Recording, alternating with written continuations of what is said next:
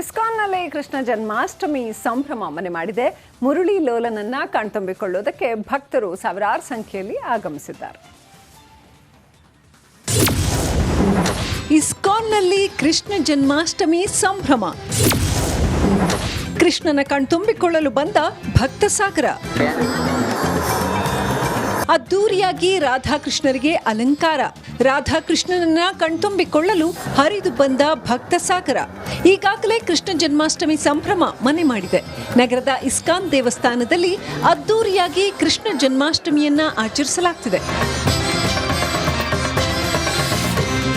ಇಂದು ಬೆಳಗ್ಗೆ ಶ್ರೀಕೃಷ್ಣನಿಗೆ ಪಂಚಾಭಿಷೇಕ, ಪುಷ್ಪಾಭಿಷೇಕ, ವಜ್ರಾಲಂಕಾರವನ್ನ ಮಾಡಲಾಗಿತ್ತು. ಅಲಂಕಾರ ಮಾಡಿ ಭಕ್ತರ ದರ್ಶನಕ್ಕೆ ಅವಕಾಶ ಮಾಡಿಕೊಡಲಾಗಿದ್ದು, ವಿಶೇಷವಾಗಿ ಅಲಂಕಾರಗೊಂಡಿರುವ ಕೃಷ್ಣನನ್ನ ಕಣ್ತುಂಬಿಕೊಳ್ಳಲು ಸಹಸ್ರಾರು ಭಕ್ತರು ಆಗಮಿಸಿದ್ರು.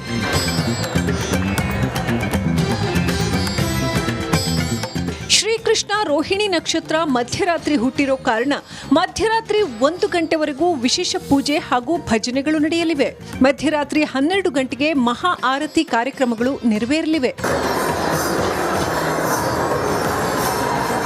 ಇನ್ನು ನಾಳೆ ರಾಧಾಕೃಷ್ಣರಿಗೆ ಅಭಿಷೇಕ ಇರಲಿದ್ದು, ಈ ಕ್ಷಣವನ್ನ ಕಣ್ತುಂಬಿಕೊಳ್ಳಲು ಲಕ್ಷಾಂತರ ಸಂಖ್ಯೆಯಲ್ಲಿ ಭಕ್ತಾದಿಗಳು ಆಗಮಿಸುವ ಸಾಧ್ಯತೆ ಇದೆ.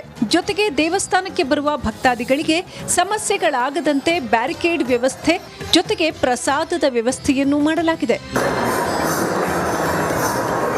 Veeresh Hiremath, metro bureau, republic Kannada. ಇಸ್ಕಾನ್ನಲ್ಲಿ ಕೃಷ್ಣ ಜನ್ಮಾಷ್ಟಮಿ ಸಂಭ್ರಮ ಮನೆ ಮಾಡಿದೆ. ಮುರಳಿ ಲೋಲನನ್ನ ಕಣ್ತುಂಬಿಕೊಳ್ಳುವುದಕ್ಕೆ ಭಕ್ತರು ಸಾವಿರಾರು ಸಂಖ್ಯೆಯಲ್ಲಿ ಆಗಮಿಸಿದ್ದಾರೆ. ಇಸ್ಕಾನ್ನಲ್ಲಿ ಕೃಷ್ಣ ಜನ್ಮಾಷ್ಟಮಿ ಸಂಭ್ರಮ. ಕೃಷ್ಣನ ಕಣ್ತುಂಬಿಕೊಳ್ಳಲು ಬಂದ ಭಕ್ತ ಸಾಗರ. ಅದ್ದೂರಿಯಾಗಿ ರಾಧಾಕೃಷ್ಣರಿಗೆ ಅಲಂಕಾರ. ರಾಧಾಕೃಷ್ಣನನ್ನ ಕಣ್ತುಂಬಿಕೊಳ್ಳಲು ಹರಿದು ಬಂದ ಭಕ್ತ ಸಾಗರ. ಈಗಾಗಲೇ ಕೃಷ್ಣ ಜನ್ಮಾಷ್ಟಮಿ ಸಂಭ್ರಮ ಮನೆ ಮಾಡಿದೆ.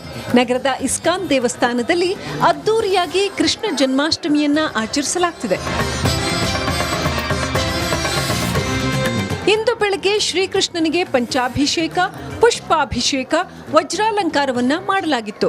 ಅಲಂಕಾರ ಮಾಡಿ ಭಕ್ತರ ದರ್ಶನಕ್ಕೆ ಅವಕಾಶ ಮಾಡಿಕೊಡಲಾಗಿದ್ದು, ವಿಶೇಷವಾಗಿ ಅಲಂಕಾರಗೊಂಡಿರುವ ಕೃಷ್ಣನನ್ನ ಕಣ್ತುಂಬಿಕೊಳ್ಳಲು ಸಹಸ್ರಾರು ಭಕ್ತರು ಆಗಮಿಸಿದ್ರು.